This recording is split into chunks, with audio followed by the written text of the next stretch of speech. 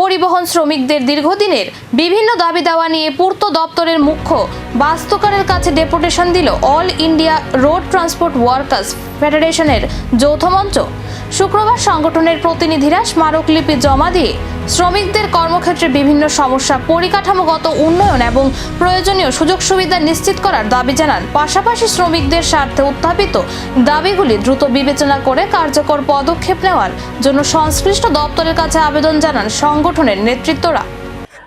আমরা আজকে আমাদের রাজ্যের পরিবহন শ্রমিক যারা আছেন বিভিন্ন ক্ষেত্রে, তার যে সংগঠনগুলো ত্রিপুরা মোটর শ্রমিক union, Tripura auto rickshaw workers union, Tripura e rickshaw শ্রমিক ইউনিয়ন এবং টিআরটিসি কর্মী ইউনিয়ন, এই চারটা সংগঠনের আমাদের একটা ফেডারেশন আছে, all India road transport workers federation. মূলত পরিবহন শ্রমিকদের সমস্যাগুলি নিয়েই আমরা কাজকর্ম করি। আমাদের রাজ্যের সিআইটিউর অন্তর্ভুক্ত, সিআইটিউর অ্যাফিলিয়েটেড এই all India road transport workers federation. এই all India road transport workers ফেডারেশনের ত্রিপুরা রাজ্য কমিটির ডাকে আমাদের এই 6 জনের প্রতিনিধি দল আজকে রাজ্যের যে আমাদের পূর্ত দপ্তর, তার যে মুখ্য বাস্তুকার আছেন মিস্টার অনুপ কুমার দাস মহোদয়, ওনার কাছে আমরা একটা মেমোরেন্ডাম নিয়ে গেছিলাম, স্মারকলিপি প্রদান করেছি।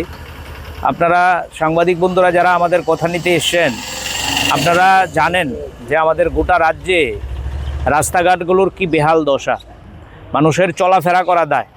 এবং এই পরিবহন শ্রমিকদের নিয়ে যেহেতু আমরা কাজকর্ম করি, পরিবহন শ্রমিকদেরকে সংগঠিত করার কাজ করি, এটা করতে গিয়ে প্রতিদিন আমাদের করুণ অভিজ্ঞতা।